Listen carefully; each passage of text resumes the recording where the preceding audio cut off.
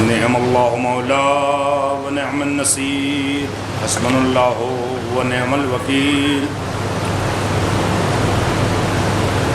الحمد للہ رب العالمین، والصلاة والسلام علی سید الانبیاء والمرسلین، سیدنا و نبینا و شفیع و ذنوبنا و مولانا بالقاسم محمد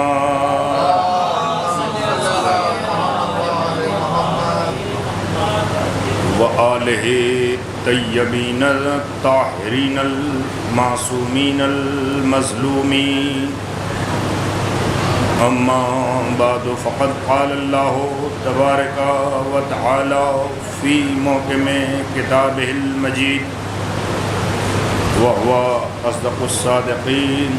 بسم اللہ الرحمن الرحیم۔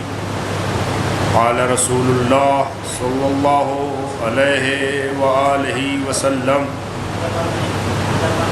حسین منی وانا من الحسین، احب اللہ من احب حسینا، ابغض اللہ من ابغض حسینا۔ قال رسول اللہ صلی اللہ علیہ وآلہ وسلم: ان الحسین مصباح الہدی و سفینۃ النجاة۔ قال رسول اللہ صلی اللہ علیہ وآلہ وسلم: ھذا حسین فارفوہ وانصروہ۔ صلوات پڑھیں۔ اللہم صلی علی محمد و آل محمد۔ آپ لوگ ذرا سا قریب آ جائیے، جو نوجوان ہیں۔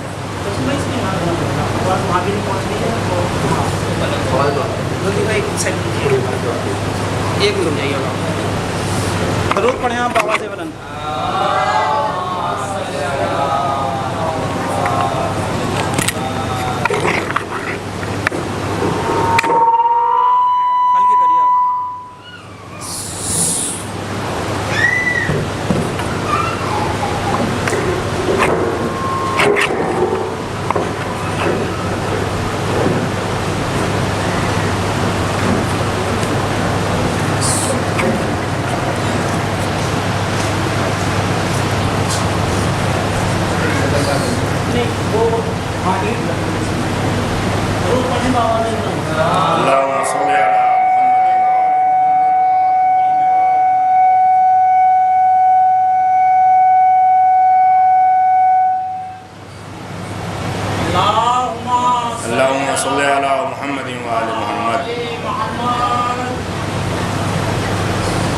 مل جل کے عظمت آل محمد پہ بلند ترین صلوات پڑھیں۔ اللہم صلی علی محمد و آل محمد۔ عزیزان ایمان، پہلی بار آپ کے اس علاقے میں، اس عزاخانے میں مجلس امام حسین علیہ السلام خطاب کرنے کا شرف حاصل ہے۔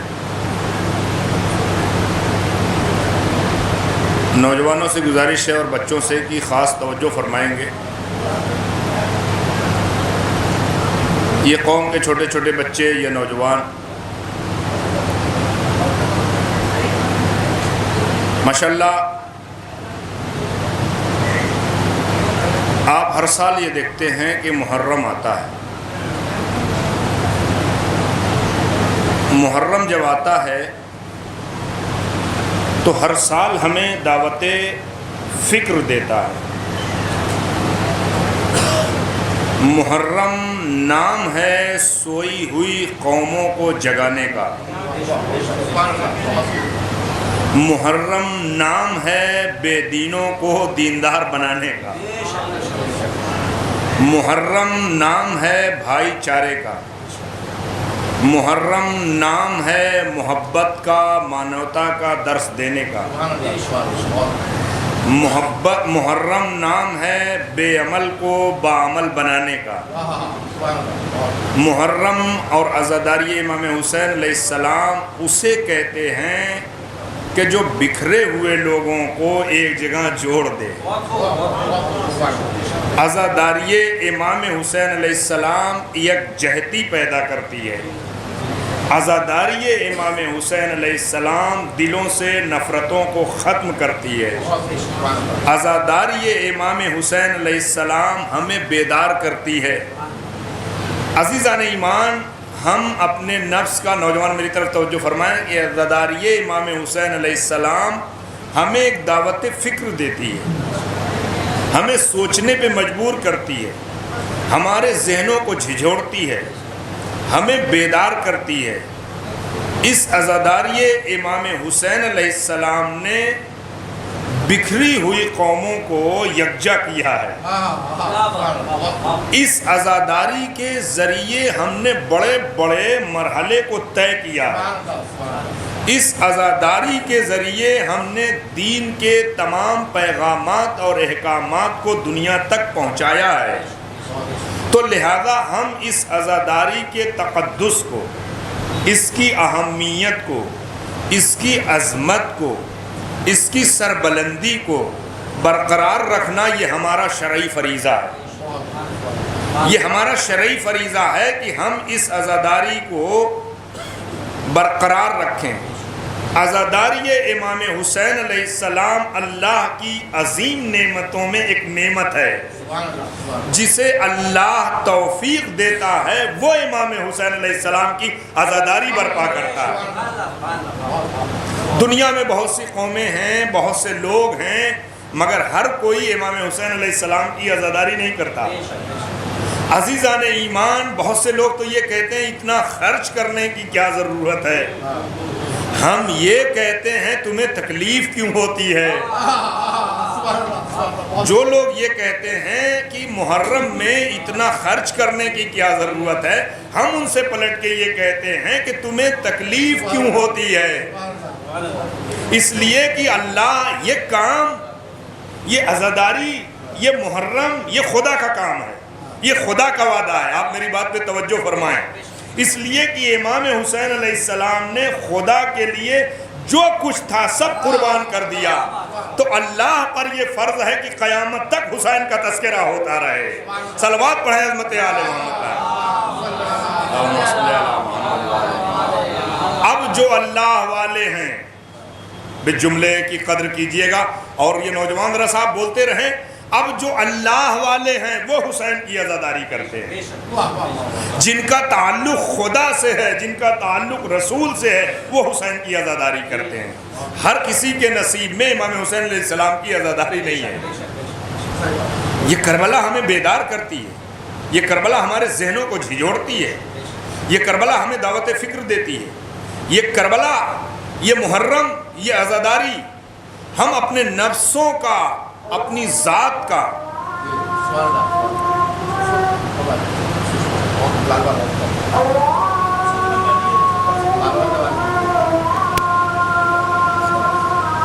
صلوات پڑھیں عظمت عالم. اللہم صلی علی محمد ہر سال محاسبہ کریں کہ محرم سے پہلے ہم کیا تھے اور محرم کے بعد کیا ہوئے. اگر ہمارے اندر تبدیلیاں آ جائیں، ہمارے اندر بدلاؤ آ جائے، تو اس کا مطلب یہ ہے کہ عزاداری کا اور محرم کا ہمارے اوپر اثر ہوا. بالفرض اگر ایک شخص نماز سے، محرم سے پہلے نماز سے غافل تھا اور بعد محرم امام حسین علیہ السلام کی عزاداری کے فیوز و برکات سے بعد محرم وہ نماز کا پابند ہو گیا، تو اس کا مطلب یہ ہے کہ اس کے اوپر محرم کا اور عزاداری کا اثر ہوا. اگر ایک شخص واجب روزوں سے غافل تھا اور اس نے امام حسین کی اتنی مجلسیں سنی، بھئی مجلس ہے کیا نوجوانوں؟ مجلس ہے کیا؟ خدا کے پیغام کا، دین کے پیغام کا نام ہے مجلس حسین. شریعت کے پیغام کا نام ہے مجلس امام حسین. اس منبر حسین سے، اس مجلس حسین سے سب کچھ تو وہی بیان ہو رہا ہے جو حکم خدا و رسول ہے. عزیزان ایمان، نام ہے مجلس حسین، مگر سب کچھ وہی بیان ہوتا ہے جو خدا چاہتا ہے، جو حکم خدا ہے، جو رسول کا حکم ہے، جو رسول کی سیرت ہے. اس مجلس حسین میں وہ بیان ہوتا ہے. تو عزیزان ایمان، ایک شخص ہے، ایک جوان ہے، بالفرض اگر وہ واجب روزوں سے غافل ہے اور بعد محرم وہ روزوں کا پابند ہو گیا، وہ عمل کا پابند ہو گیا، تو اس کا مطلب یہ ہے کہ اس کے اوپر امام حسین علیہ السلام کی عزاداری کا اثر ہوا۔ اگر ایک شخص ہے، اس کو اللہ نے مستطیع کیا ہے، اس کے پاس پیسے ہیں، دولت ہے، اور وہ حج پہ نہیں جا رہا ہے، امام حسین علیہ السلام کی مجلسوں کا اتنا اثر ہوا، اتنا اثر ہوا، محرم کا اتنا اثر ہوا کہ وہ بعد محرم وقت پر حج پر چلا گیا، تو اس کا مطلب یہ ہے کہ محرم کا اثر ہوا، مجلسوں کا اثر ہوا۔ عزیزان ایمان، اب ٹھہر کے جملہ یہ کہتا ہوں، آپ غور کیجئے گا، امام حسین علیہ السلام کی عزاداری ہمیں دیندار بناتی ہے، بے عملی کے میدان سے عمل کی راہ پر لاتی ہے حسین کی مجلس۔ صلوات پڑھیں عظمت عالم صلی علی محمد وآل محمد یا علی۔ ماشاءاللہ یہ چھوٹے چھوٹے جو بچے بیٹھے ہوئے ہیں، کل یہی انہی کے ہاتھوں میں یہ عزاداری کی باغ ڈور ہوگی آنے والی۔ دیکھیے، ہم امام حسین السلام کا فرش بچھا کر مجلسیں کر کر اپنی نسلوں کو پروان چڑھاتے ہیں۔ آج بظاہر اس عزا خانے میں بہت مختصر سے لوگ ہیں، مگر یہ بچے جو چھوٹے چھوٹے بیٹھے ہیں، یہ ہمارا مستقبل ہے۔ کل یہی جو ہے عزاداری کی باغ ڈور سنبھالنے والے ہوں گے۔ آج یہ بچے خاموش بیٹھے ہوئے ہیں، کل انشاءاللہ پیش یہ ہوں گے۔ عزیزان ایمان، اس مجلس عزا کا فائدہ ہمیں کل آنے والے 10 سال کے بعد پتہ چلے گا کہ میرا پور میں بچن صاحب کے عزا خانے نے امام حسین کی عزاداری کے ذریعے قوم کو کیا دیا ہے۔ صلوات پڑھیں عظمت آل محمد پر، اللہم صلی علی محمد وآل محمد۔ یہ فائدہ، یہ عزاداری امام حسین السلام کا فائدہ ہمیں 10 سال کے بعد ملے گا۔ اس موضع میں، اس بستی میں یہ جو چھوٹے بچے ہیں، آج ہم ان مجلسوں کے ذریعے، اس عزا خانے سے، امام حسین السلام کے ان پیغامات کے ذریعے سے، ان کے فضائل کے ذریعے سے، ان کے اقوال کے ذریعے سے ہم اپنے ان بچوں کی تربیت کر رہے ہیں، ہم انہیں آمادہ کر رہے ہیں، ہم انہیں دین کے راستے پہ گامزن کر رہے ہیں۔ عزیزان ایمان، محرم کیا ہے؟ محرم ہمارے دلوں کو بدل دیتا ہے، محرم ایک انقلاب پیدا کرتا ہے، محرم انسان کو کہاں سے کہاں پہنچا دیتا ہے۔ امام حسین السلام کی عزاداری ہمیں پستی سے نکال کے بلندی کی طرف لے جاتی ہے۔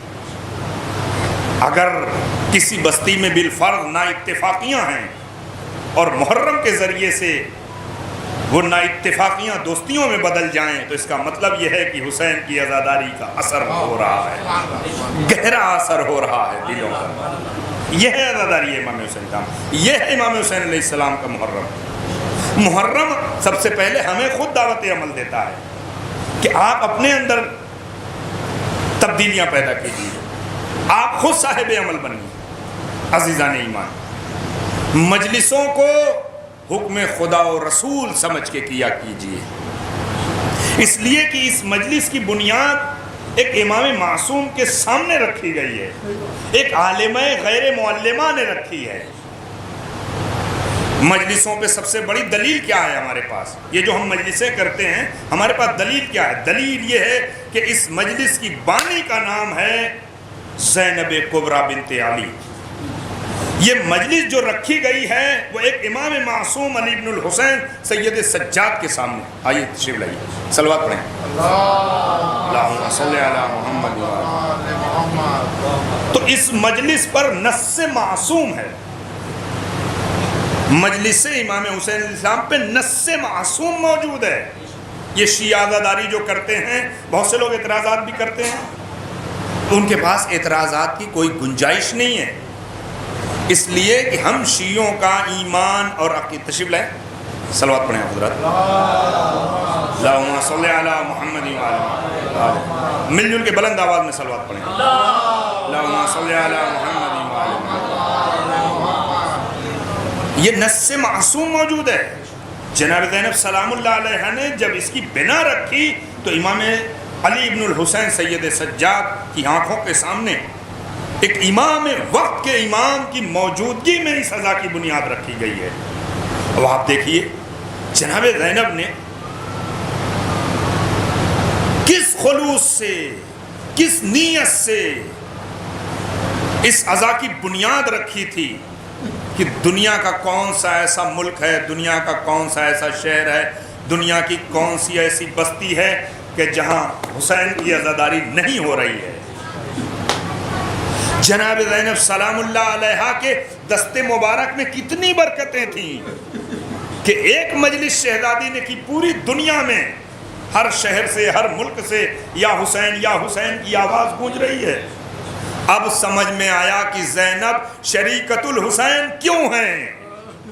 عزیزان ایمان، اب سمجھ میں آیا کہ زینب شریکت الحسین کیوں ہیں۔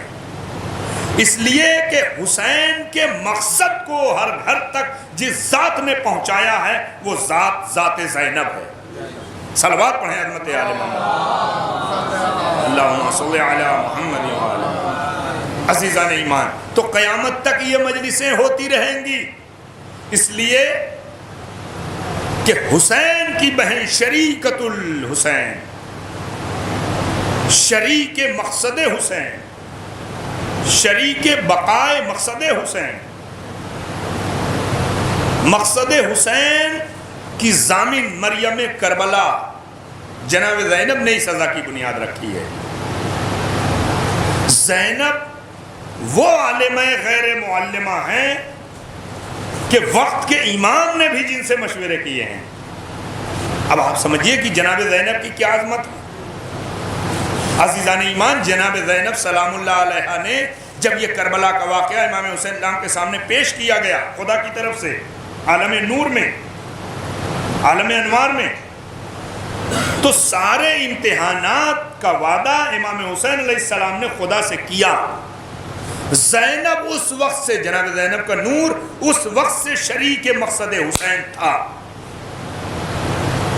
یعنی جناب زینب سلام اللہ علیہ نے امام حسین علیہ السلام کی نصرت، مدد کا وعدہ عالم انوار سے کیا تھا، اور جناب زینب تادم آخر اس دنیا میں امام حسین علیہ السلام کے مقصد کی امین تھیں۔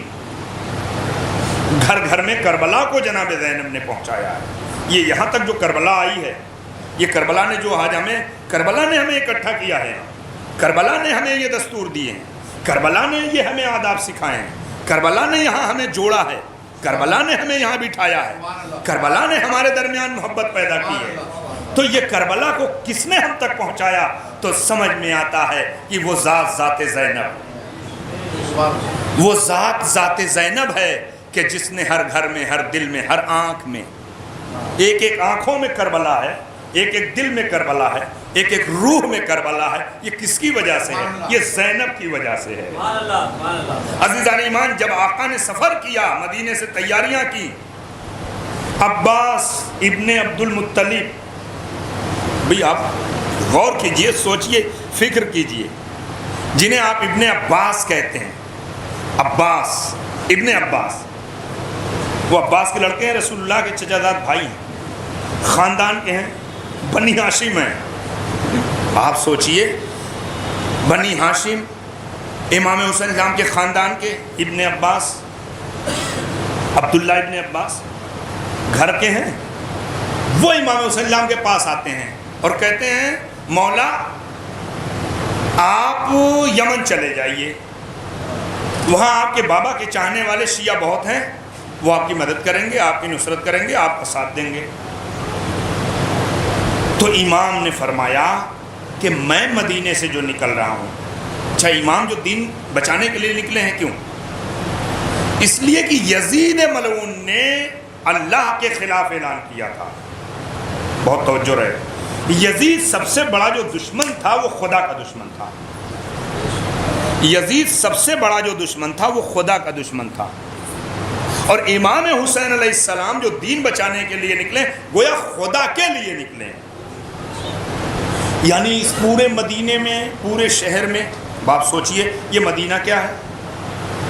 بھئی مدینہ کوئی غیر شہر نہیں ہے، مدینہ تو مسلمانوں کا شہر ہے، مدینہ صحابیوں کا شہر ہے، مدینہ اصحاب کا شہر ہے، مدینہ نبی کے کلمہ پڑھنے والوں کا شہر ہے، مدینہ حاجیوں کا شہر ہے، مدینہ نمازیوں کا شہر ہے، مدینہ حافظان قرآن کا شہر ہے، مدینہ تلاوت قرآن کرنے والوں کا شہر ہے، مدینہ رسول کی محبت کا دم بھرنے والوں کا شہر ہے، مدینہ رسول اللہ سے محبت کرنے والوں کا شہر ہے۔ بھئی آپ ذرا سا بولتے رہیں، مدینہ کوئی معمولی شہر نہیں ہے، مدینہ وہ ہے جسے حرم رسول کہا گیا ہے۔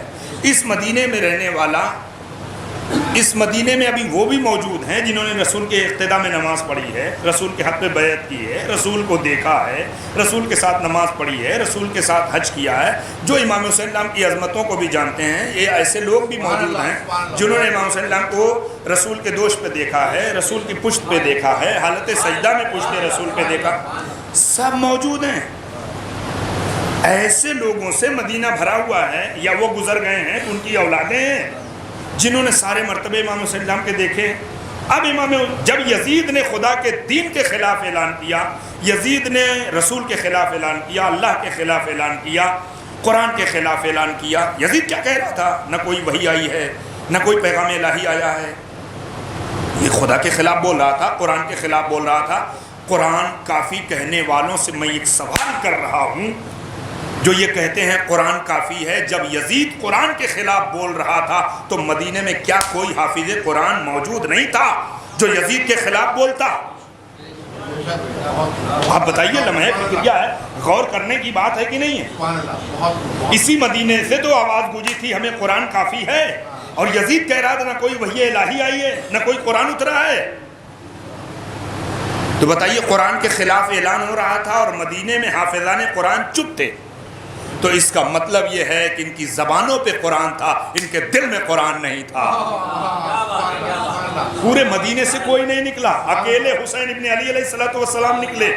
عزیزان ایمان، اب بات سمجھ میں آئی کہ جب میراث پامال ہوتی ہے تو تکلیف وارث کو ہوتی ہے۔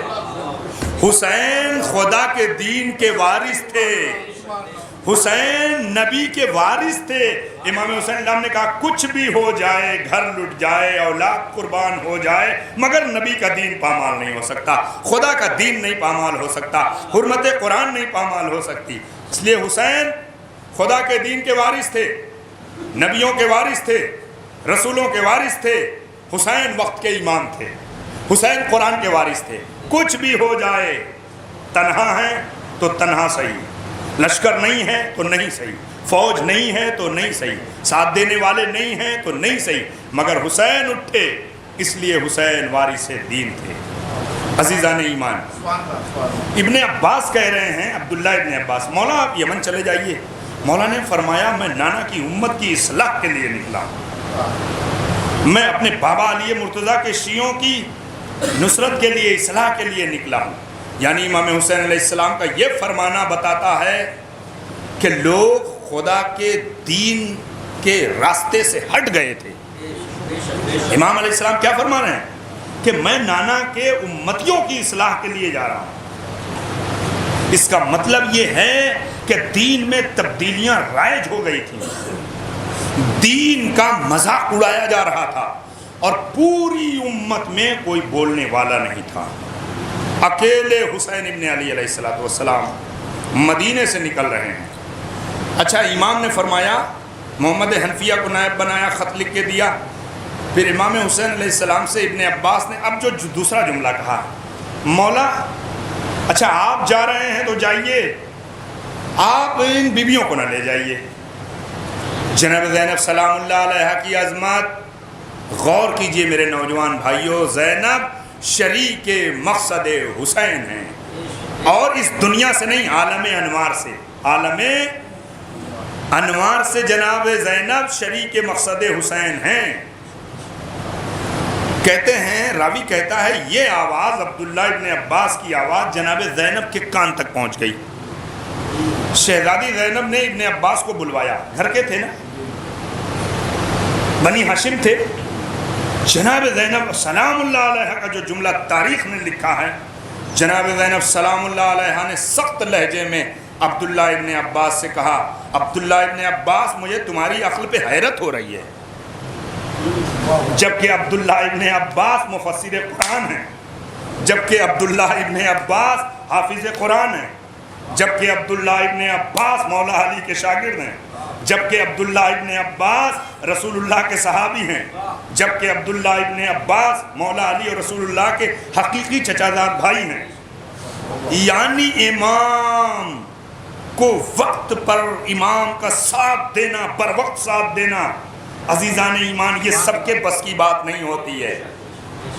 کربلا والے دنیا میں اسی لیے تو برگزیدہ ہیں، اسی لیے تو ممتاز ہیں، اسی لیے تو کوئی ان کا ثانی نہیں ہے۔ جو وقت کا تقاضا تھا انہوں نے وہ کیا، اسی لیے کربلا والے قیامت تک اکلوتے ہیں۔ دنیا میں نہ ان کی کوئی مثال ہے، دنیا میں نہ کوئی ان کی نظیر ہے، دنیا میں نہ کوئی ان کے جیسا ہے۔ کیوں؟ اس لیے وقت کا تقاضا تھا کہ حسین کی مدد کرو، تو انہوں نے وقت پر امام کا ساتھ دیا۔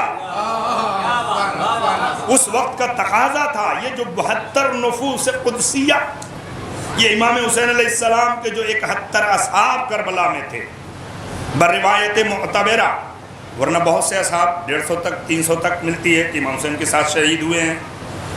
اس کے علاوہ روایت ہے کچھ راستے میں شہید ہوئے ہیں، کچھ بعد کربلا بھی دوران سفر اسیری شہید ہوئے ہیں۔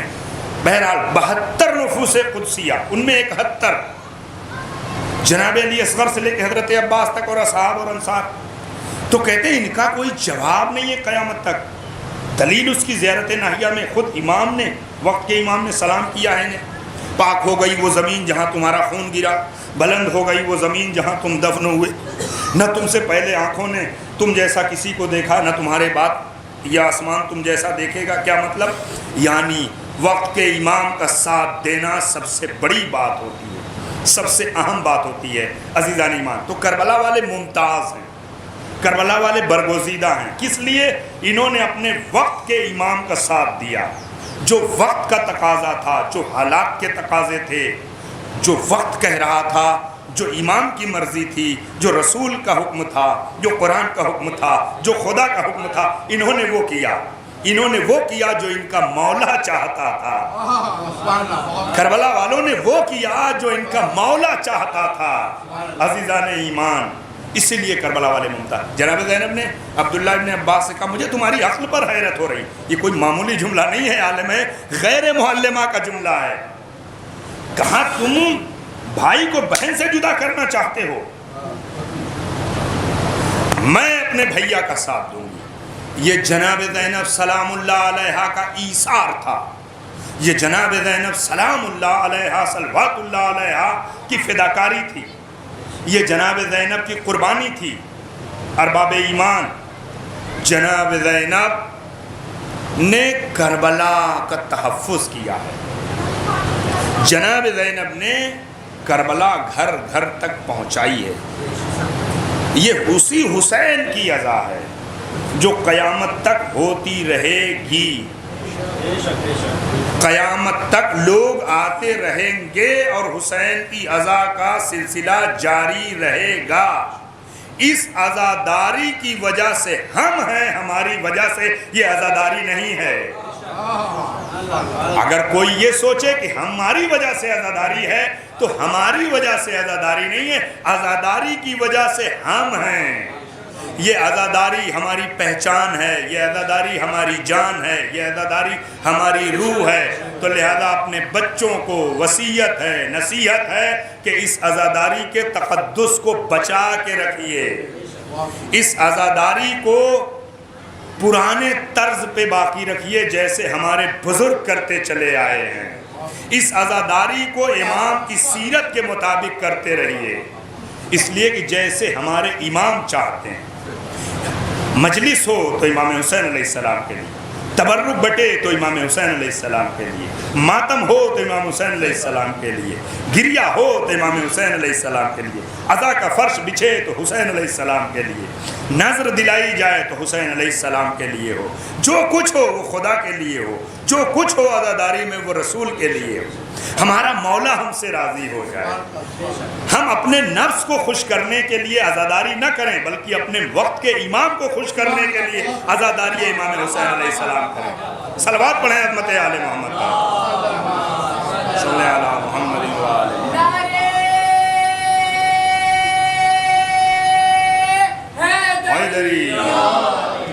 عزیزان ایمان، تو امام حسین علیہ السلام نکلے ہیں دین بچانے کے لیے. اور پورے کون نکلا گھر سے؟ بنی ہاشم نکلے. مدینے سے تو اور کوئی نہیں نکلا. بنی ہاشم نکلے. امام حسین ہم اپنے چھوٹے چھوٹے بچوں کو امام حسین علیہ السلام اپنے گھر کی مخدرات کو لے کر نکل رہے ہیں. اور امام حسین علیہ السلام شاہ راہ عام سے جا رہے ہیں. امام حسین علیہ السلام آبادی والے راستے سے جا رہے ہیں. کیوں؟ اس لیے لوگ ملیں تاکہ امام اپنا پیغام انہیں دیں کہ میں کس لیے مدینے سے نکلا ہوں. امام حسین علیہ السلام 28 رجب کو نکلے. مکے میں قیام کیا تقریباً 4 مہینے تک. مکہ مرکز ہے, پوری دنیا کے مسلمان وہاں جمع ہو رہے ہیں. تجارتی مرکز بھی ہے, اللہ کا حرم بھی ہے. سب کو امام پیغام اللہ کا, رسول کا, قرآن کا پیغام دے رہے ہیں اور بتا رہے ہیں کہ میں کیوں نکلا ہوں. مگر ایسی چینجنگ آ چکی تھی, ایسا زمانہ کروٹ لے چکا تھا کہ لوگ حق کے راستے سے ہٹ گئے تھے. یہ جو وقت ہے یہ بڑا نازک اور سخت وقت تھا کہ لوگ حق کے راستے سے ہٹ گئے تھے. ان کے دل مردہ ہو گئے تھے. جب دل مردہ ہو جاتا ہے تو امام کی باتوں کا اثر نہیں ہوتا. اسی لیے امام نے اپنے خطبے کے آخر میں فرمایا کہ میری باتوں کا اثر تمہارے اوپر کیوں نہیں ہو رہا ہے؟ اس لیے کہ تمہارے پیٹ مال حرام سے بھرے ہوئے ہیں. لہذا ہمارے امام کا یہ پیغام ہے کہ ہمیشہ رزق حلال کھانا تاکہ حق کی باتوں کا اثر تمہارے دلوں پر ہوتا رہے. صلوات پڑھیں عظمت آل محمد. عزیزان ایمان, یہ کربلا ہمیں دعوت فکر دے رہی ہے. کربلا ہمیں بیدار کر رہی ہے. آپ سوچئے, ذرا غور کیجئے کیسے کیسے یکتائے روزگار تھے جنہیں امام حسین علیہ السلام نے خدا کی راہ میں پیش کیا ہے. جناب مسلم کو اپنا سفیر بنا کر بھیجا کوفے. اہل کوفہ کے خط آ رہے تھے. روایت کہتی ہے کہ کئی بورے خط سے بھرے ہوئے تھے. آپ سوچئے, اور وہ جو خطوط تھے وہ سرداران قبیلہ کی طرف سے تھے, یعنی ہزار لوگوں کے دستخط تھے ان خطوط پر. جب کوفے والوں کا اصرار بڑھا کہ مولا ہمارے پاس سب کچھ ہے, صرف آپ نہیں ہیں, آپ آ جائیے تاکہ ہمیں لذت حیات مل جائے, تو امام نے اپنا نائب, اپنا وزیر, اپنا سفیر, اپنا ایلچی کسے بنایا؟ مسلم ابن عقیل کو, جو چچازاد بھائی بھی ہیں اور فقیہ اہل بیت بھی ہیں. فقیہ کے مرتبے کو پہچانیے, فقیہ کے مرتبے کو پہچانیے. امام کے نائب ہیں. مسلم جب کوفے گئے تو روایت کہتی ہے 18,000 یا 25,000 لوگوں نے بیعت کی. مسلم کے ہاتھوں پر بیعت نہیں ہے, یہ مسلم کے ہاتھوں پر بظاہر بیعت ہے, یہ حقیقی بیعت حسین ابن علی کے ہاتھوں پر ہے. اور جناب مسلم گئے ہیں تو 2 بچوں کو ساتھ بھی لے گئے تھے, محمد کو اور ابراہیم کو. ارباب مقاتل کہتے ہیں کہ ان کی عمریں, توجہ فرمائیں, 10 برس سے بھی کم تھیں. اب جناب مسلم گئے, استقبال ہوا, بیعت لوگوں نے کی. اہل کوفہ نے اقتدا میں نماز پڑھ رہے ہیں. کہتے ہیں اسی جب ابن زیاد آیا تو اس نے پورے کوفے کے حالات کو بدل دیے. جتنے, اچھا کچھ لوگ یہ کہتے ہیں جو معترض ہیں, اعتراضات کرتے ہیں کہ کوفے والوں نے خود امام حسین علیہ السلام کو شہید کیا اور وہ شیعہ تھے. جو امام کے مقابلے میں آ جائے وہ مسلمان بھی نہیں ہے, شیعہ تو بڑی چیز ہے. اور جو سچے شیعہ تھے اسی کوفے کے رہنے والے تھے, وہ کربلا میں شہید بھی ہوئے ہیں. عزیزان ایمان, تو کہتے ہیں جب ابن زیاد آیا تو اس نے گردنوں پہ تلواریں لٹکوا دی. کوفے میں یہ پوری ایک تاریخ ہے, امیر المومنین کے چاہنے والے بھی بہت تھے مگر پورا کوفہ شیعہ نہیں تھا. یہ جو امام کے خلاف لشکر آیا تھا یہ بھی کوفے سے آیا تھا. تو جو امام کے مقابلے میں آ جائے وہ ہم شیعوں کا عقیدہ ہے اور ہمارے پاس دلیل ہے کہ وہ مسلمان بھی نہیں ہے، اس لیے کہ امام کے مقابلے میں آنا ہی دین سے خارج ہونے کی دلیل ہے۔ امام کی بیعت کی جاتی ہے، امام سے بیعت نہیں مانگی جاتی ہے، امام کی اطاعت کی جاتی ہے۔ تو جو حسین کے مقابلے میں آ جائے وہ تو مسلمان بھی نہیں ہے۔ جو سچے شیعہ تھے وہ حسین کے ساتھ تھے، وہ شہید ہوئے، وہ قید خانے میں رہے۔ بھئی پوری ایک تفصیل ہے، پوری ایک تاریخ ہے کہ بہت سے شیعوں کو ابن زیاد نے تقریباً 10,000 شیعوں کو قتل کیا کوفے کے، بہت سے شیعوں کو زندان میں ڈال دیا، کچھ شیعہ ہجرت کر گئے، اور جو نام کے مسلمان تھے وہ دولت کی لالچ میں، انعام کی لالچ میں پلٹ گئے، وہ امام کے مقابلے میں آ گئے۔ عزیزان ایمان، اسی کوفے نے جب کروٹ لی تو 25,000 لوگوں نے جو بیعت کی تھی جناب مسلم کی وہ پلٹ گئے۔ اب جو جناب مسلم نے سلام پھیر کے دیکھا تو اکیلے تھے مسجد کوفہ میں۔ یہ جو دو بیٹے آئے تھے جناب مسلم کے، یہ بھی تاریخ ایک پیغام دے رہی ہے ہمیں، یہ عمل بھی ہمیں ایک پیغام دے رہا ہے کہ حسین ابن علی کی وقت کے امام کی مدد، ہمیں حالات چاہے جیسے ہوں، اگر امام مدد کے لیے پکارے تو ہمیں مدد کرنی ہے۔ حالات چاہے جیسے ہوں، اگر امام نصرت کے لیے بلائیں تو ہمیں امام کی مدد کرنی ہمارے اوپر واجب ہے۔ جناب مسلم شہید ہو گئے، جو اللہ اور رسول اور اہل بیت اور امام سے وعدہ تھا وہ جناب مسلم نے وفا کر دیا۔ اب تو جو بچے انہوں نے چھوڑے ہیں، عزیزان ایمان، جناب مسلم نے اپنی شہادت سے پہلے قاضی شرح کو بلایا، یہ کوفے کا قاضی تھا، منافق تھا، یہ اسے بلایا اور کہا یہ میرے 2 بچے ہیں، تو یہاں کا قاضی ہے، تو میرے بچوں کا خیال رکھنا، حالات کوفے کے ایسے ہیں کہ کہیں میں شہید نہ ہو جاؤں، تو میرے بچوں کا خیال رکھنا۔ جناب مسلم کی وصیت کے مطابق اس نے بچوں کا کچھ دن خیال کیا۔ ابن زیاد ملعون نے اعلان کیا کہ اگر کسی کے گھر میں مسلم ابن عقیل کے 2 بچے جو محمد اور ابراہیم ہیں اگر پائے گئے، ملے تو اس کا خون مباح ہے، اسے قتل کر دیا جائے گا۔ قاضی شرح اگر چاہتا اس کے اوپر واجب تھا کہ یہ مسلم کے بچوں کی مدد کرتا، مگر یہ پلٹ گیا۔ اس نے ایک دن جناب مسلم کے بچوں سے کہا کہ ابن زیاد نے اعلان کر دیا ہے، اپنے بیٹے اسد کو بلا کے کہا کہ یہ قافلہ مدینے جا رہا ہے، انہیں اس قافلے کے حوالے کر دو، اور میں ان کی دیکھ بھال اب نہیں کر پاؤں گا۔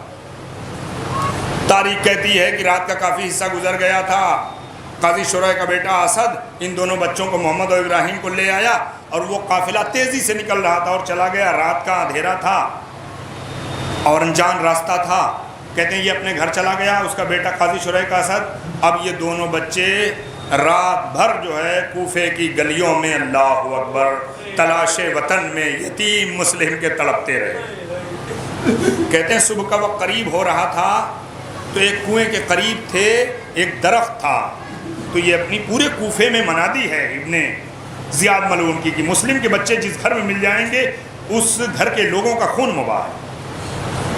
تو کہتے ہیں یہ بچے اپنی جان بچانے کے لیے ایک درخت پہ چڑھ کے ڈالوں پہ بیٹھ گئے تھے تاکہ ہم اپنی جان کی حفاظت کر سکیں۔ کہتے ہیں ایک کنیز تھی، وہ پانی نکالنے کے لیے کنویں کے چبوترے پہ آئی تھی، جیسے ہی اس نے ڈول ڈالی کنویں میں تو اس پانی میں چمکتے ہوئے 2 چاند سے تصویر نظر آئی۔ اب جو اس نے سر اٹھایا تو دیکھا 2 بچے درخت پہ ڈالوں پہ اپنی جان کو بچانے کے لیے بیٹھے ہوئے۔ ایک مرتبہ یہ چاہنے والی جو کنیز تھی، کہتے ہیں یہ شیعہ تھی، یہ حارث ملعون کی جو زوجہ تھی وہ بھی مومنہ تھی، شیعہ تھی۔ دیکھیے یہ بھی عجیب انقلاب ہے، زوجہ امیر المومنین کی شیعہ ہے اور حارث امیر المومنین کا دشمن ہے۔ کہتے ہیں یہ جو کنیز تھی حارث کی زوجہ کی، یہ بھی مومنہ تھی۔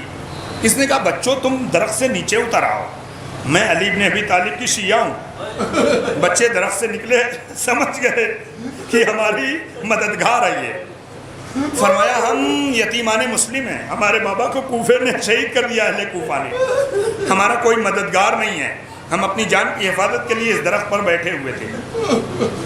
کہا آؤ تمہیں میں اپنے گھر لے چلتی ہوں۔ کہتے ہیں وہ لے کر آئی، لے آئی تو جو یہ حارث کی زوجہ ہے یہ مومنہ ہے، شیعہ ہے امیر المومنین کی. کہتے ہیں جیسے ہی بچوں کے نورانی چہرے دیکھے تڑپ گئی. بچوں تم کہاں کے رہنے والے؟ کہا ہم اطرت رسول ہیں، ہم ذریت رسول ہیں، ہم یتیمان مسلم ہیں، ہم علی ابن ابی طالب کے نواسے ہیں. کہا آؤ تمہارے لیے امان ہے، یہ گھر تمہارے لیے ہے. کہتے ہیں کھانا کھلایا، اللہ اکبر، اور ایک حجرے میں انہیں جگہ دی. بچے تھکے ہوئے تھے، رات بھر کے آرام کرتے رہے. اللہ اکبر. کہتے ہیں دن گزر گیا، شب آئی، بچوں نے نماز پڑھی. کہتے ہیں یہ حارث ملعون انعام کی لالچ میں پورے دن گھوڑے سے دوڑتا رہا کوفے میں، تھک ہار کے چور ہو گیا. رات میں جب گھر آیا تو زوجہ سے کہتا ہے مجھے کھانا کھلاؤ. زوجہ نے کھانا کھلایا. کہا آج میں دن بھر پورے کوفے کا چکر کاٹتا رہا. کہا کس لیے؟ کہا 2 مسلم کے یتیم زندان کوفہ سے رہا کر دیے گئے ہیں. اس زندان میں جہاں یہ قید تھے مسلم کے بچے، ایک مشکور نام کا جو ہے زندان بان تھا، یہ شیعہ تھا. اس نے جب یہ محسوس کیا یہ مسلم کے بچے ہیں تو دروازہ زندان اس نے کھول دیا تھا. اللہ اکبر. دیکھیے علی کے چاہنے والے علی والوں کی کیسے مدد کرتے ہیں. کہتے ہیں یہ انعام کی لالچ. جیسے ہی حارث کی زوجہ نے سنا، کہا ارے توبہ کر لے، یہ ذریت رسول ہیں، یہ نواسہ رسول ہیں، یہ نواسہ علی بن ابی طالب ہیں، یہ ذریت رسول ہیں، ان کی مدد کرنا ہمارے اوپر واجب ہے. یہ کوفے میں پردیسی ہیں، ان کے قتل سے باز آ جا. کہتا ہے حارث ملعون کہتا نہیں ہم تو ان کو قتل کریں گے. کہتے ہیں تھک ہار کے سو گیا، کھانا کھا کر سو گیا. یہ بچے آرام کر رہے تھے. کہتے ہیں رات کا جب کافی حصہ گزرا، سنیے گا ارباب اعضاء، تو محمد خواب سے بیدار ہوتے ہیں. محمد نے ابراہیم کو جگایا. کہا بھائی میرے قریب آؤ، میں تمہیں ایک خواب سناتا ہوں. محمد نے کہا بھائی ابھی ابھی میں نے خواب دیکھا تھا کہ رسول اللہ ہیں، مولا علی ہیں، صدیقہ طاہرہ جناب فاطمہ ہیں، امام حسن امام حسین علیہ السلام ہیں، میرے بابا مسلم بھی ہیں. یکایک رسول اللہ کی نظر میرے بابا مسلم کے چہرے پہ پڑی اور میرے بابا سے رسول اللہ فرما رہے ہیں مسلم تمہارا دل کیسے آیا کہ تم نے کوفے میں اپنے بچوں کو اکیلے چھوڑ دیا ہے. میرے بابا تڑپ کے کہتے ہیں یا رسول اللہ وہ بچے بہت جلد میرے پاس آنے والے ہیں. فوراً ابراہیم نے تڑپ کے کہا بھائی ابھی ایسا ہی خواب ہم نے دیکھا ہے. تو دونوں بھائی کہتے ہیں لگتا اب ہماری شہادت کا وقت قریب آ گیا. کہتے ہیں یہ باتیں ہو ہی رہی تھیں دونوں بھائیوں میں کہ یہ آواز حارث کے کانوں تک پہنچی. حارث اپنے حجرے میں تڑپ کے اٹھا. اٹھنے کے بعد چراغ جلایا. چراغ جلانے کے بعد اس حجرے میں گیا گھر کے جس میں مسلم کے دونوں بچے تھے. کہتے ہیں جانے کے بعد اس ظالم نے محمد کے رخسار پہ تماچے مارے، ابراہیم کے رخسار پہ تماچے مارے. کہا میں تمہاری تلاش میں صبح سے ہوں. اللہ اکبر. حارث کی زوجہ مومنہ تھی، وہ تڑپ گئی. کہا اے ملعون ان بچوں کے اوپر تماچے نہ اٹھا، اس لیے یہ یتیم ہیں. اللہ اکبر. روایت کہتی ہے حارث ملعون نے ان بچوں کو رسیوں سے جکڑ کے باندھ دیا تھا. اللہ اکبر. صبح کا وقت آیا. اللہ اکبر. صبح کا جب وقت قریب ہوا، صبح کا وقت گزر رہا تھا. اللہ اکبر. ان بچوں نے بدھے ہوئے ہاتھوں میں نماز پڑھی. اللہ اکبر. یہ ہے نصرت حسین، یہ ہے خدا سے کیا ہوا وعدہ جو یہ وفا کر رہے ہیں. یہ اہل وعدہ ہیں جو وعدے کو وفا کر رہے ہیں. اللہ اکبر. یہ ہے راہ حسین میں شہادت، یہ ہے راہ حسین میں فداکاری کا جذبہ، یہ ہے راہ حسین میں قربانی کا جذبہ. اللہ اکبر. حارث کی زوجہ فریاد کرتی رہی مگر حارث ملعون نے ایک نہ سنی. ارباب اعضاء روایت کہتی ہے حارث کا بیٹا جو تھا وہ بھی مومن تھا، حارث کی زوجہ جو تھی وہ بھی مومنہ تھی، حارث کا جو غلام تھا وہ بھی اہل بیت کا چاہنے والا تھا. سب فریاد کر رہے ہیں مگر یہ ملعون اتنا بڑا شقی تھا، اس نے کہا میں کسی کی نہیں سنوں گا، میں ان بچوں کو قتل کروں گا. مجھے دربار ابن زیاد سے انعام لینا ہے. رسیوں میں جکڑ کے فرات کے کنارے ان بچوں کو لایا. اپنے غلام سے کہتا ہے ان بچوں کو قتل کر. غلام نے تلوار پھینک دی. اس ملعون نے اپنے غلام کو قتل کر دیا، اس ملعون نے اپنے بیٹے کو قتل کر دیا. اللہ اکبر. اب یہ چاہتا ہے کہ محمد کے گلے پہ تلوار چلائے. ایک مرتبہ اللہ اکبر ابراہیم سامنے آ جاتے ہیں. ابراہیم سامنے آنے کے بعد کہتے ہیں اے ظالم اگر تجھے میرے بھائی کو شہید ہی کرنا ہے تو پہلے مجھے شہید کر لے، اس لیے کہ جب ہم گھر سے چلے تھے تو ہماری اماں نے ہم سے یہ کہا تھا بیٹا بڑے بھائی کا خیال رکھنا. اللہ اکبر. پھر اس ظالم نے تلوار اٹھائی, چاہا کہ ابراہیم کے گلے پہ تلوار چلا دے. فوراً محمد سامنے آ گئے, کہا اے ظالم اگر قتل ہی کرنا ہے تو پہلے مجھے قتل کر دے. اس لیے جب ہم گھر سے چلے تھے تو اماں نے ہم سے ایک جملہ کہا تھا کہ اے محمد چھوٹے بھائی کا خیال رکھنا. کیا محبت تھی ان بھائیوں میں. اللہ اکبر. ظالم نے دونوں مسلم کے بچوں کو شہید کر دیا. جب محمد کو شہید کیا اور اللہ اکبر سر کو اپنے پاس رکھا اور جسم کو فرات میں ڈال دیا. اللہ اکبر. کیا محبت تھی کہ فرات کی بہتی ہوئی موجوں پر سطح آب پر لاشا غرق دریا نہیں ہوا بلکہ سطح آب پر بلند تھا. یا یوں کہوں ایک بھائی کا انتظار کر رہا تھا. جب ابراہیم کے سر و تن میں حارث ملعون نے جدائی کی, اللہ اکبر, ابراہیم کی بھی لاش فرات کے حوالے کی. اللہ اکبر. کیا محبت تھی. دونوں بھائی بغل گیر ہو گئے. اللہ اکبر. دونوں بھائی تو شہید ہو گئے. روز عاشور آیا, مولا حسین شہید ہوئے, اصحاب شہید ہوئے, قافلہ اسیر ہوا. قافلہ 12 محرم کو کوفے آیا. مجلس ختم کر رہا ہوں ارباب اعزا. ایک ماں, ان بچوں کی ماں جس کے مسلم شہید ہو گئے کوفے میں, 2 بیٹے کوفے میں آئے تھے, بچوں کی کوئی خبر نہیں ہے. 2 بیٹے کربلا آئے تھے, وہ بچے کربلا میں شہید ہوئے. ماں کے ہاتھ پسے پشت بدھے ہیں, ماں بے کجاوا اونٹوں پر ہے, ماں اسیر ہے. قافلہ جب لٹ کے کوفے میں آیا تو اب رقیہ نے کیا دیکھا کہ مسلم کی لاش دارالامارہ پہ لٹک رہی ہے. اللہ اکبر. ماں تڑپ گئی ان بچوں کی, مسلم کی زوجہ تڑپ گئی, ابراہیم و محمد کی ماں تڑپ گئی. ہائے رقیہ کیسے برداشت کرے. 2 بیٹے کربلا میں شہید ہو گئے, 2 بیٹے کوفے آئے تھے, کوئی خبر نہیں. مسلم شہید ہوئے. قافلہ گزر گیا, شام گیا, شام سے پھر واپس کربلا آیا, پھر قافلہ مدینے آ گیا. وقت تو گزرتا رہا. ماں کو انتظار ہے کہ وہ دونوں بیٹے کہاں ہیں. اولاد والوں, ماں ابھی تک انتظار میں ہے. مگر روایت کہتی ہے, ایک روایت میں نے دیکھا کہ جناب محمد نے اور ابراہیم نے حارث ملعون کی زوجہ جو مومنہ تھی اس سے ایک وصیت کی تھی, تو مومنہ ہے, تو ہمارے نانا علی کی چاہنے والی ہے, تم اہل بیت کی چاہنے والی ہو. دیکھو ہم اس کوفے میں شہید تو کر دیے جائیں گے, ہماری لاش دریا میں ڈال تو دی جائے گی, مگر دیکھو ہمارا خون آلود کرتا تم اپنے پاس رکھنا, اور جب کبھی مدینے زیارت کے لیے جانا تو ہماری ماں ہمارا انتظار کر رہی ہوگی. یہ خون آلود کرتا ہماری ماں کو دے دینا تاکہ ہماری ماں کو تسلی ہو جائے. روایت کہتی ہے کچھ وقت گزرا, ارباب اعزا, یہ حارث ملعون کی زوجہ جو مومنہ تھی یہ رسول اللہ کی زیارت کے لیے مدینے آئی. سنیے گا ماں کی محبت کیا ہوتی ہے. یہ رقیہ جو ہیں مولا علی کی بیٹی ہیں, مسلم کی زوجہ ہیں, حضرت عباس کی بہن ہیں.